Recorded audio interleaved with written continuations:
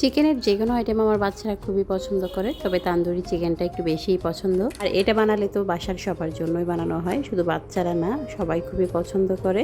নান, রুটি বা পরোটার সাথে আমার এটা খেতে খুবই ভালো লাগে। কিছু কিছু রেস্টুরেন্টের তান্দুরি চিকেন কিন্তু অনেক বেশি মজা হয়। রেস্টুরেন্টের মতো স্বাদ পেতে হলে কিন্তু অবশ্যই আমার রেসিপিটা ফলো করে বানাতে পারেন আপনারা। আদা রসুন পেস্ট, গরম মশলার গুঁড়া, সেই সাথে দিয়ে দিলাম মরিচের গুঁড়া আর কাশ্মীরি মরিচের গুঁড়া দিয়ে দিলাম 2 চা চামচের মতো। কাশ্মীরি মরিচের গুঁড়াটা শুধুমাত্র কালারের জন্য দিয়েছি। পর 1 চা চামচ করে দিয়ে দিলাম ধনিয়া গুঁড়া, জিরার গুঁড়া, 1 চা চামচ হলুদের গুঁড়া আর বারবিকিউ মশলা দিয়ে দিলাম 1 চা চামচের মতো। স্বাদ মতো লবণ অ্যাড করে দিচ্ছি। আর এখন দেব ভিনেগার, তবে ভিনেগার হাতের কাছে না থাকলে শুধুমাত্র লেবুর রসটাও দিতে পারেন। এখন দিয়ে দিব টমেটো সস, আর টমেটো সসটা একদম স্কিপ করবেন না। এর কাছে বারবিকিউ সসটা ছিল, সেটাও দিয়ে দিব 1 টেবিল চামচের মতো। আর আমার বাসায় যেহেতু এই ধরনের খাবার বেশি বানানো হয়, তাই আমি সবকিছু হাতের কাছে রেখেছি, যখন যেটা লাগে আর কি। আর এই তান্দুরি চিকেনের ভিতরে আরেকটা জিনিস দিতে একদমই মিস করবেন না, সেটা হচ্ছে আচার। 1 টেবিল চামচের মতো জলপাইয়ের আচার দিয়ে দিলাম। একটু বেশি করে আমি জলপাইয়ের আচারটা বানিয়ে রাখি সারা বছর খাওয়ার জন্য। পরে সরিষার তেল দিয়ে সবকিছু একত্রে একটু ভালো করে মেখে নিতে হবে। আর একটা জিনিস অ্যাড করতে পারেন, টক দই।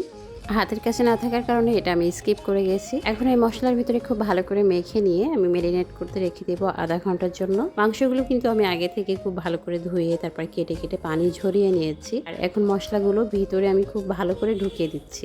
এভাবে করে আমি এটা ম্যারিনেট করে রেখে দেবো 1 ঘন্টা বা আধা ঘন্টার জন্য। সর্বনিম্ন আধা ঘন্টা ধরে ম্যারিনেট করে রাখতে হবে। এই তান্দুরি চিকেনটা আপনারা চুলায় করতে পারবেন, তারপরে হচ্ছে কয়লার ভিতরে দিয়েও করতে পারবেন, তবে আমি এটা আজকে ওভেনে দিয়ে করবো। প্রথমে আমি আধা ঘন্টার মতো এটা বেক করেছি এক সাইড, পরে বের করে এনে আবার বাকি মশলাটা উপর দিয়ে একটু ব্রাশ করে দিলাম, উলট পালট করে দিয়ে আবারও এটা 20 থেকে 25 মিনিট বেক করে নেব। আমার ওভেনে যেহেতু গ্রিল মোডটা দেওয়া আছে, তাই এটা আমি টোটাল 50 মিনিটের মতো গ্রিল মোডে দিয়ে বেক করে নিয়েছি। চুলায় বানানো তো আরো বেশি সহজ। কড়াইয়ে সামান্য তেল দিয়ে এপিট ওপিট করে ভেজে নিতে হবে। 30-40 মিনিটের মতো ঢাকনা দিয়ে ঢেকে ঢেকে এটা ভাজতে হবে। আর চুলার হিট কিন্তু অবশ্যই মিডিয়ামে রেখে এটা রান্না করতে হবে। সেম একইভাবে আপনারা কয়লাতেও এটা রান্না করতে পারবেন। এটা পরোটা দিয়ে খাবো, তবে এখনো পরোটা রেডি করা হয়নি। সাথে কিন্তু একটা সস নিয়েছি, টক দই, ধনিয়া পাতা, কাঁচামরিচ, সামান্য লবণ, চিনি নিয়ে ব্লেন্ড করে নিয়েছি।